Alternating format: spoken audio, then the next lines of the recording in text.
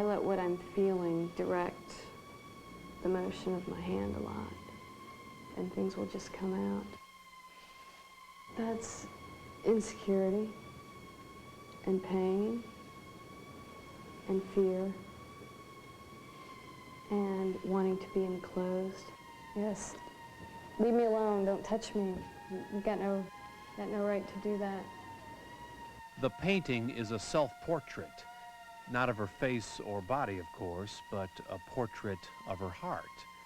And within Lynn's heart still today, there is a child who was hurt 17 years ago.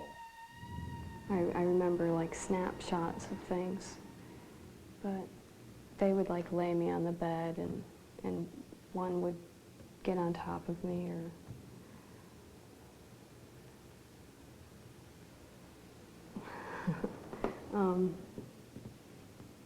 there were just a lot of incidents where they'd really just put me on the bed and do whatever they wanted, really. It's still hard for her to talk about. Lynn was 8 years old when she was sexually abused, molested by teenage boys from her neighborhood. It went on for months, and when she asked the boys to stop, they threatened her, and Lynn was afraid to tell her parents. Today, Lynn is a different person because of what happened 17 years ago. Her relationships with men, for example, have been difficult. She says when she dates a man, makes love to a man, sometimes she feels like she's being used, molested all over again. Sex can be a horrible thing because it reminds me of the pain and the feeling of being used.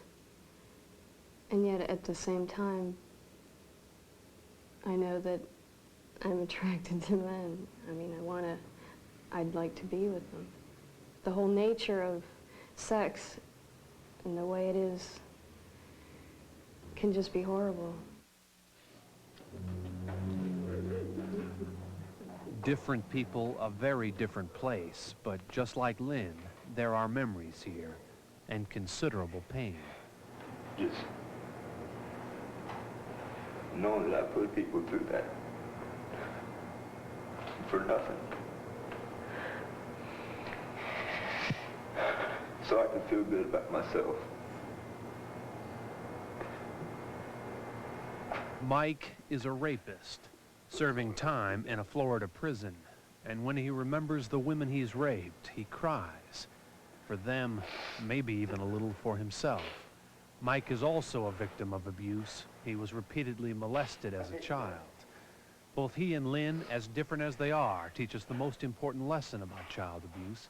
It is a cycle. If you abuse a child, that child will grow up and continue the abuse. Some will abuse their own children or the children next door or even another adult. But most continue the cycle by continuing to abuse themselves. They believed what happened to them as a child was somehow their fault. They feel guilty, ashamed, and scarred. You talk to abused kids and you understand the hurts they have, and then you talk to adults who were abused as kids and you understand they're still carrying the same hurts and that they are acting them out in the same ways they felt them and in the same ways they received them when they were young. There is indeed a cycle to abuse. Within some of us, there is hidden a child, hurt, frightened, and abused. That child is locked in the hearts of millions of Americans. They are the adult survivors of child abuse.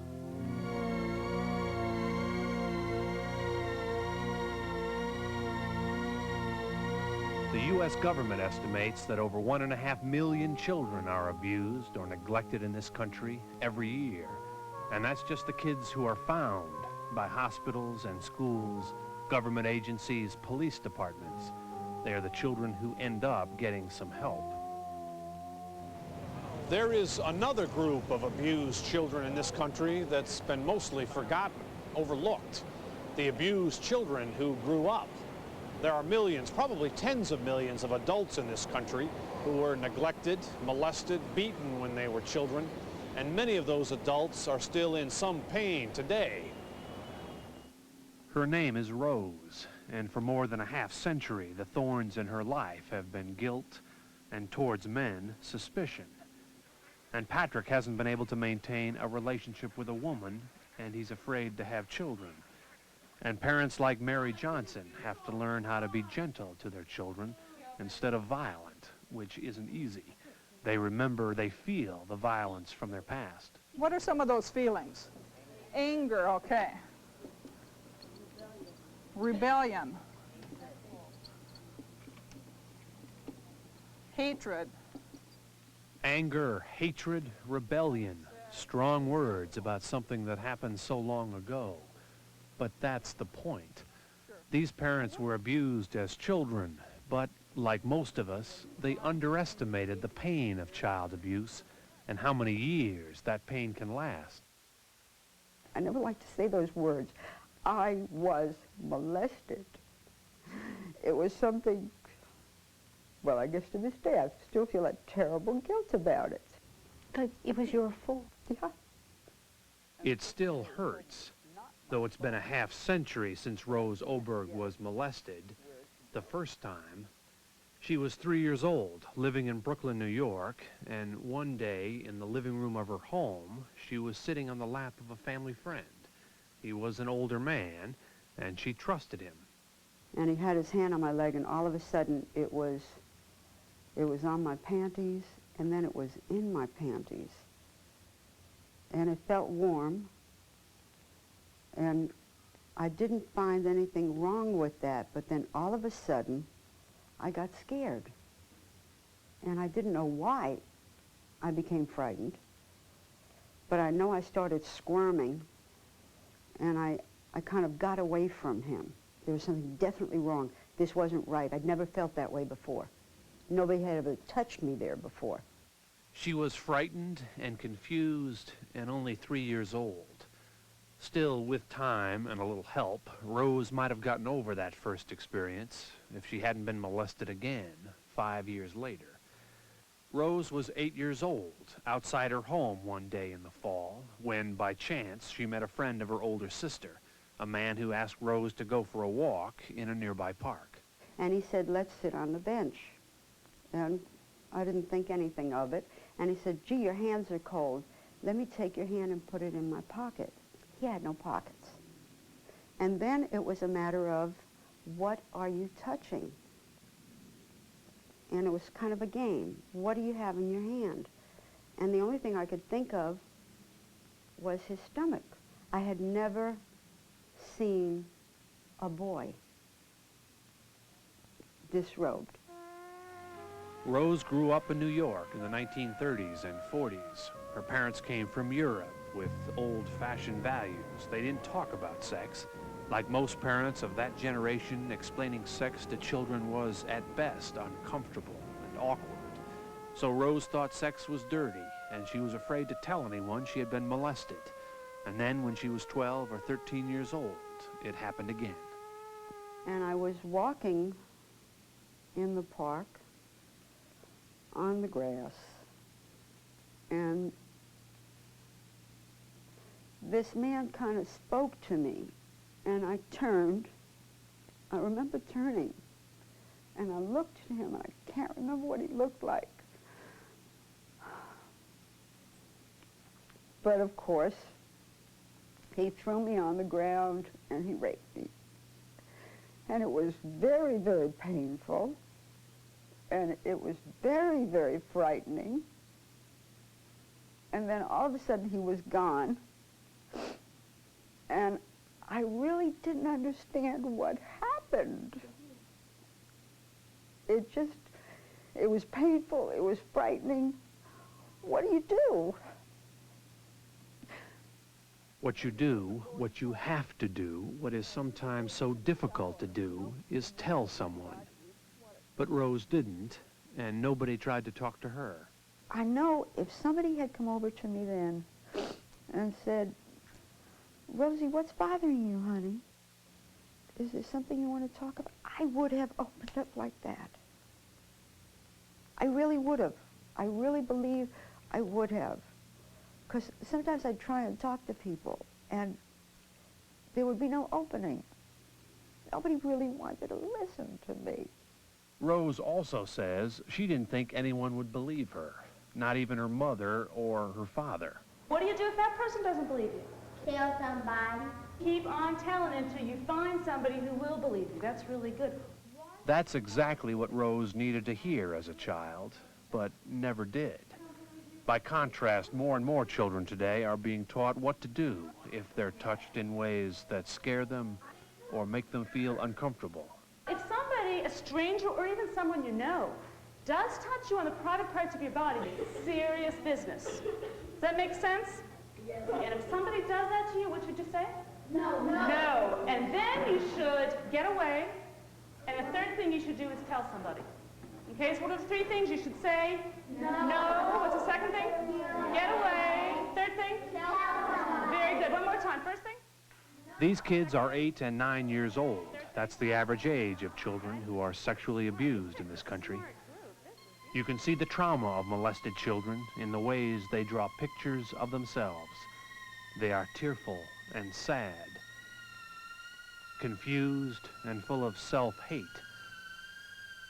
They draw faces with no features, only black holes attached to bodies with no shape. These children are crying, even screaming inside. In fact, this little girl has been so badly hurt that her face, her identity, is all black, all gone. Experts say for abused children, silence is devastating. When abuse is hidden, victims are hidden. They keep their pain inside. The pain grows, it festers, and it causes them trouble for the rest of their lives. They have a hard time establishing good relationships with their peers. They have a hard time establishing any kind of steady or meaningful relationship with anybody. They have a great difficulty accomplishing anything in their lives, maintaining a dedication to anything. They have a tough time being happy. Because when you abuse a child, like Rose, inevitably that child will ask, why me? And without help and guidance from an adult, that child will almost always answer, because I deserved it. The other girls weren't molested, so there must be something wrong with me. That's what Rose believed, and she has carried that guilt throughout her life. And there are millions just like her. I give a lot of talks around the country, and when you start talking about sexual abuse, you can see the survivors in the audience. How? They get a little teary. You can see them remembering. And in my experience, that's about 10% at least of every group I've ever spoken to. And it doesn't matter whether I've talked to a group of physicians, a group of lawyers, a group of lay people, a group of students, the Elks, the Rotary, anybody. And if they are tearful, it's because they remember the pain, and for some, that pain is too much to bear. I've slit my wrists 5 times. I've taken overdoses, I don't know how many times, just to get rid of the guilt. Please, God, let me get rid of the guilt. And you find relief for 5 minutes, 5 days, 5 weeks. And you think that everything is on an even keel, and then all of a sudden something happens. And then the pain comes back. This woman has had a difficult life.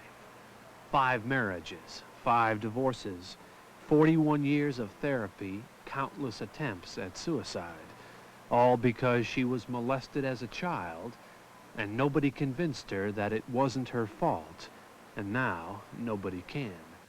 About child abuse, she teaches us the saddest and most important lesson of all. If we don't help abused children while they're still children, it's likely they will hurt for the rest of their lives. We think of it as a time of innocence and promise, a time when they need protection, they need to feel safe. These are the days filled with surprise and wonder, joy and laughter. Do you like to laugh? What do you feel inside when you laugh? I feel like I'm happy inside. God, I was like in 2nd grade, just sitting there, and I just wanted to kill myself. I just wanted to blow my brains out. I felt like I was ancient. everybody was joking and doing stupid little stuff, and I was there drawing little battle scenes with people shooting each other and people impaling each other, and all this nasty stuff and just brutality. And it was just like, I just didn't even feel like I was a kid. I always felt like everything was just so freaking serious. I wanted to be just a kid, but it takes more than one. Patrick is 25 years old, makes his living as a jeweler, now lives in Atlanta, Georgia. He was born in Connecticut, the youngest of 4 children. He is intelligent, passionate, and angry. For most of his childhood, he was terrorized by a father who sexually and physically abused him. And I said, this is for, sucking my thumb, I've got this. He was 2 years old. He smashed my head up against the counter, a linoleum counter. The corners, nice little sharp corners, they work very well. And it didn't seem to stop because you couldn't do anything right. No matter what we did, we just didn't do it the right thing at the right time. And we tried, we really tried. We tried like hell. I always hoped he would die, I really hoped he would die, and that things would just stop. Because things were okay when he wasn't there. He would leave on trips and go away for a few days, and we'd have a normal house. We would have fun. Our mom would let us watch TV instead of this neurotic psychopath walking in and feeling the TV to see if it was warm when he got off work. And if it was warm, the shit would hit the fan. And he would just, this guy he did not mind nailing somebody big time. And, it wasn't like, 5 little pats on the butt. Beltorama or fistorama or backhand, it was a little boxing match, For having the television set on? Yeah, we weren't allowed to watch television when he was not there. That was pretty much the rule. We outsmarted him, though. We started putting a bucket with some ice in it on top of the TV. But there is something else. Patrick was not only beaten by his father, he was also forced into being his father's sexual partner. And it began as early as I can remember, and it did not stop until I was about 14. And it was always a fear for my life that I did not stop. I knew. He told me he would kill my mom if I didn't, do as he requested, and he made it quite clear to me that he was capable of doing that. His father threatened him, forced him to do, in Patrick's exact words, anything, everything you can imagine. And Patrick did them because he was small and virtually defenseless. When you're dealing with a body that's about this big, it's just like being strangled. That's the feeling, You just want it to be over as soon as possible so you can breathe again. Then you throw up and then it's all over with, and hopefully it doesn't happen again real soon. Patrick has been away from home, away from his father now for 5 years. And sometimes, in the mountains, he finds moments of feeling free, feeling at peace. But they don't last. Patrick was an abused child. In a variety of ways, he is a scarred adult. One of those ways is with women. It is difficult for him to love. It is all but impossible for him to be intimate. If I would sleep with somebody on a regular basis, upon falling in love with them, I did not want to sleep with them anymore. They're just like, the two didn't go together. Sex was something that was violent and vulgar, nauseating, and not fun, and not to be shared with somebody that I cared for. I just didn't have the building blocks to love. I did not know how to treat someone. I did not know what to expect. I expected only pain, and as a result, I guess I dealt out only anger. For Patrick, for every survivor we've interviewed, love is often painful. Marriage and relationships often fail. Many of these people are held back, always will be held back, by what happened to them when they were very young. And that cost is inestimable. For Patrick, the cost is immeasurable. He's known years of unhappiness. His future is uncertain. Someday he would like to be married. He'd love to have children. But right now, he's afraid. Because of his past, he fears he may physically abuse them. We got the new book coming in, so I wrote the publisher, and he's supposed to send me a... On the other side of the country, in Norwalk, California, Hank Estrada is reaching out to men who are the victims of child abuse. It's a survivors network called PLEA, and he started it 2.5 years ago because he needed help. He was abused and molested as a child, but Hank couldn't find a support group for male victims. None existed. One reason is that in our culture, boys are treated differently than girls. Girls are supposed to be protected. Boys are supposed to be tough. And yet, just as many boys are physically and emotionally abused as girls, and among sexually abused children in this country, 1 in 4 is a boy. Still, generally, we don't think of boys as victims of child abuse, and we don't give them much sympathy. Boys are supposed to be tough enough and strong enough to fend off any attack that might come their way. If you ask a group of boys in a classroom, for instance, what they would do if they encountered a child molester who tried to abuse them in some way, most of the responses you will get have to do with how tough they would be in getting away from the offender or doing some kind of physical harm to the offender by kicking him in the appropriate places, whatever. They're rarely about, I would be scared, or I wouldn't know what to do, or I'd be confused, or whatever. And the reality is they are confused. Part of that confusion has to do with sexual identity, and Hank is a good example. As a child, he was molested by an uncle who told Hank he loved him. It started when he was 4 years old, and at first, Hank liked the attention, the affection. It was nice to be held, it was nice to be stroked. And so, consequently, I felt very comfortable, and I enjoyed that. Still, Hank became confused. He was only a kid. He liked getting love and affection from his uncle, but as the abuse progressed, in Hank's words, from rub-downs to attempted intercourse, he knew even then it wasn't right.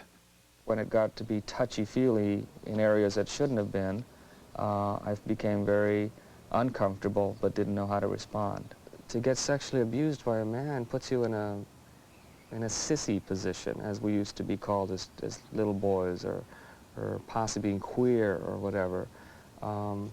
Girls don't go through that kind of harassing by other girls, but boys do, and that's real tough because you have an image to live up to. An image he tried to maintain. Hank dated girls, but he was bisexual. After being molested by a man for 12 years, he learned that's where you get love and affection, from a man. Hank's sexual confusion is not unusual. One study found that 50%, half of teenage boys who were sexually abused by men, later described themselves as either gay or bisexual. Well, in the end, Hank was not only confused, he was also silent. For years, afraid to tell anyone that he had been molested. It took me 31 years to even tell my family that this had happened to me, for fear that they would think that I was an emotional or psychological basket case and would possibly go on to threaten younger children. Did you ever within you fear that might be possible? No, I really never did. Role-playing in a Florida prison. Both men are criminals, both men are victims. Mike in the striped shirt says he has raped or attempted to rape 18 women. And when he was a boy, only 11 years old, he was raped by a man who continued to rape him for 3 years. The other man lying on the floor, John, was also raped as a boy, and he in turn has gone on to molest both boys and girls. Through reenactment and discussion, these men feel some of the pain of what they've done and what was done to them.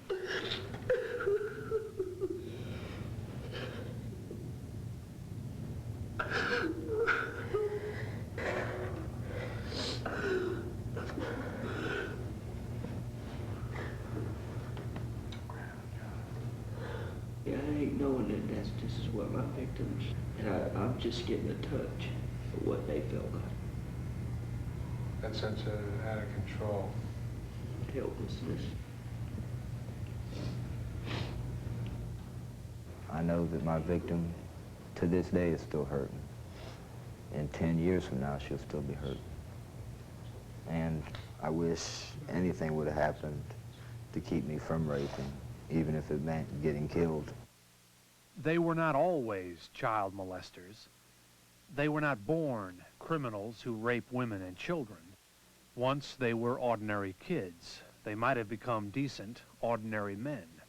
But their lives changed the day they became victims, that day in their childhood when they were raped by a man.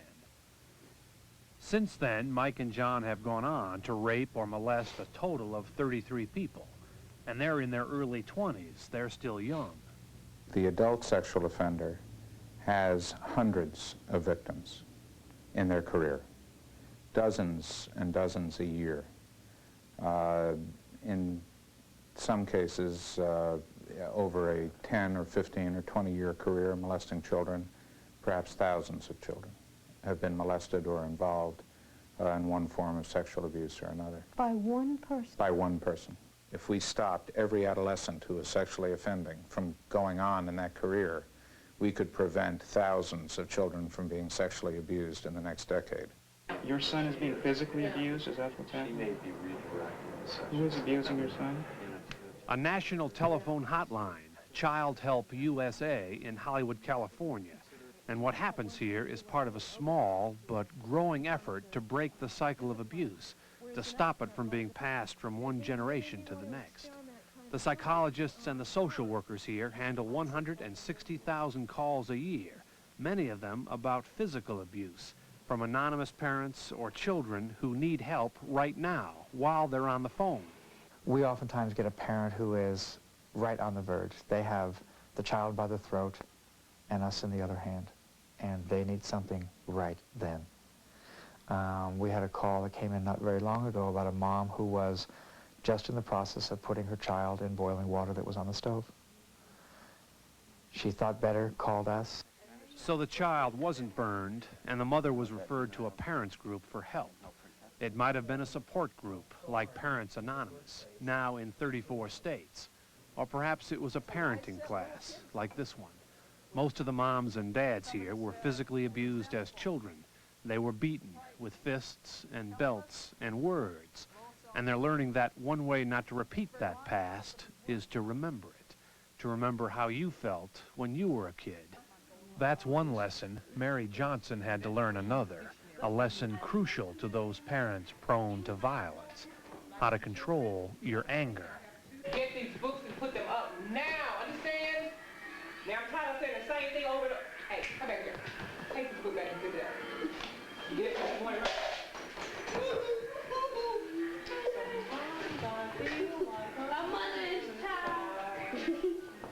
The potential to hit is still there. It's there. And the potential to hit in anger is there. You really should not be angry because you will lose control. And that's where you run into child abuse. A single mother of 4 children, she studies and goes to college during the day, goes to work at night, and for 7 years has gone to meetings of Parents Anonymous. PA has helped Mary. She doesn't lose control of her temper very often anymore, in part because of the help of her children. In order to learn not to whip, I had to enlist the aid of my children, all of them, to stop me from hitting them whenever they did something that they shouldn't do. Also to stop me from yelling at them. I had this thing when I first started going to PA, and I'd tell them, okay, if I start to hit you, just tell me, remember PA. Parents Anonymous. Mm-hmm. And they did that, and it worked. It took some time, but we finally got me through it. Hi, guys. Hi. Hi, Justin. Hi. Donna Branscombe is a social worker in San Diego County.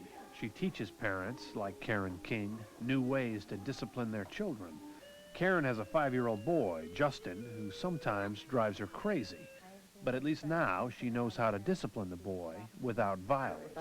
If I just went, okay. In through the nose, out through the mouth. If I could take that moment to retrain myself, to take that moment to not yell, and I do it sometimes, you know, when I'm conscious of what I'm doing, I do that, and I stop and I go over and I say, do you know that I'm getting very angry and I'm going to be mad? And it stops. It doesn't exist any longer, but it... And every time the blows are stopped, the cycle of abuse is broken. It's happening slowly, day by day, but it seems more and more parents in this country are determined to end the violence. And that decision almost always begins when they forgive and start to feel good about themselves. I had to learn to like me. You know, that was the beginning of it all. Without me liking me, I never would have made the first step. You know, thinking that, you know, I am worth something. I do try to be a good person, and I do try. That's what makes all the difference. Finally, about the cycle of abuse, one thing stands very clear. If we don't work to prevent child abuse today, and I don't mean just responding to it after it happens, but doing things before it happens, we are looking at an awful lot of children down the road who are going to be hurt. 2 million a year, every year. The next 10 years, that's 20 million children. We can't afford to let that happen. Imagine a world where the cycle of abuse is broken. It would be loving and caring, trusting and safe. It is the world abused children often escape to in their imaginations in order to survive. It is the world adult survivors would implore all of us to create.